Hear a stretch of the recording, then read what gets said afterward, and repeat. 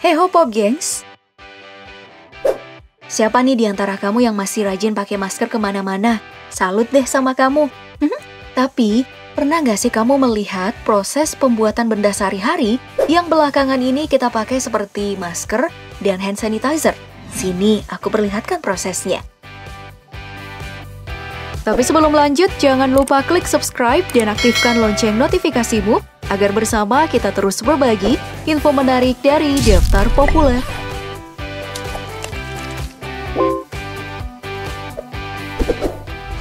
Kalau proses percetakan rupiah mungkin udah pernah kamu lihat, kali ini aku mau perlihatkan proses percetakan uang euro yang tentunya jauh lebih canggih.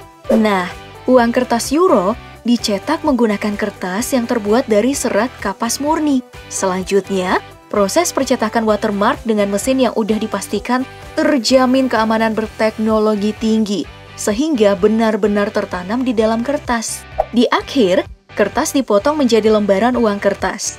Nah, terdapat 4 tahap dalam proses percetakan. Dimulai dari cetak offset, lalu percetakan silkscreen yang membuat angka dalam uang ini menjadi berkilau.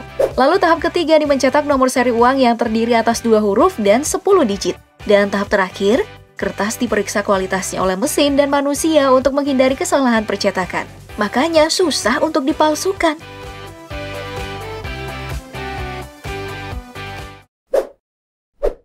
Oke, next, ada proses pembuatan kantong kertas yang hanya menggunakan 1 mesin untuk keseluruhan proses pembuatannya. Jadi, yang perlu kamu lakukan hanya memasukkan gulungan kertas dan menyalakan mesin. Secara otomatis, mesin ini bergerak menarik gulungan kertas dan proses percetakan logo, melipat, pemotongan hingga pemberian lem berjalan cepat. Lihat aja nih, dalam beberapa menit aja ratusan paper bagnya udah jadi. Wow banget kan?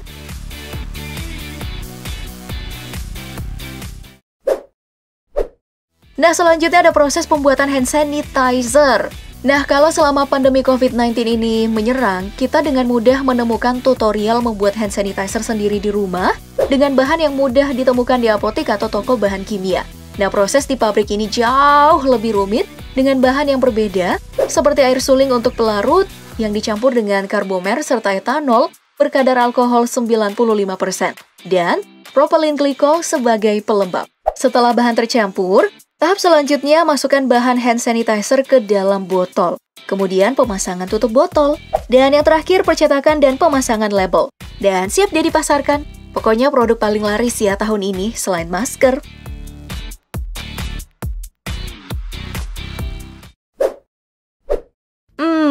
Kalau ini proses singkat pembuatan masker. Dimulai dari proses press untuk menyatukan 3 lapis kain khusus untuk masker. Mesinnya udah otomatis melipat juga. Lalu memanjakan mata banget sih liatnya. Masih dari mesin yang sama nih Pop Gengs. Proses pemotongan kain berlangsung kayak gini nih. Pindah ke mesin selanjutnya yang bertugas menyalurkan masker yang udah dipotong menuju kepada proses pemasangan tali. Dan yang terakhir adalah proses pengemasan. Mesinnya beda lagi. Hebat ya?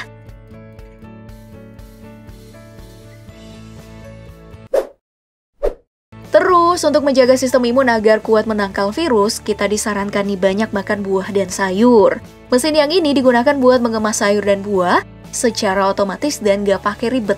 Sayur dan buah tinggal diletakkan di atas mesin dan secara otomatis mesinnya bekerja untuk membungkus dengan plastik wrap. Dalam 1 menit aja sanggup membungkus 15 paket buah dan sayur. Wah, membantu pedagang banget ya. Tapi sampah plastik jadi makin banyak dong, Hicks.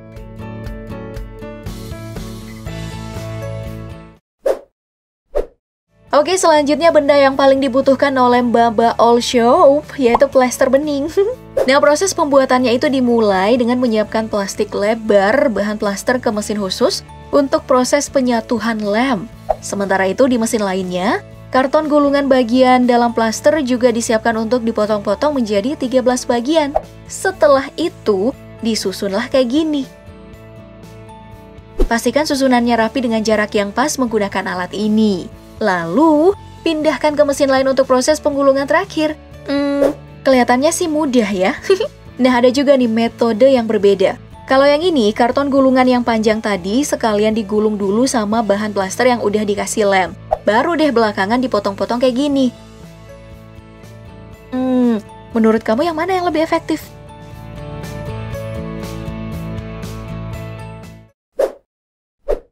Ada lagi nih proses pembuatan botol plastik tidak bening namun berwarna, atau yang kita kenal dengan istilah HDPE alias High Density Polyethylene. Biasanya sih botol kayak gini digunakan untuk kemasan susu, jergen, serta bahan kimia dan produk pembersih industri seperti shampoo, kosmetik, atau pestisida. Karena lebih kuat dan tebal dari plastik bening ya.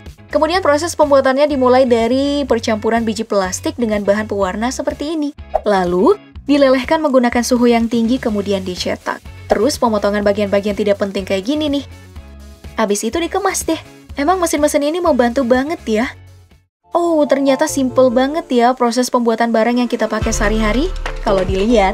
Nah, gimana pendapat kamu? Silahkan tulis di kolom komentar. Mumpung masih di sini, gimana kalau kamu like, share, dan subscribe video ini biar teman-teman kamu ikutan cerdas kayak kamu, Pop Gengs. Tonton juga video dari daftar populer lainnya ya. Makasih banyak udah nonton. Bye-bye.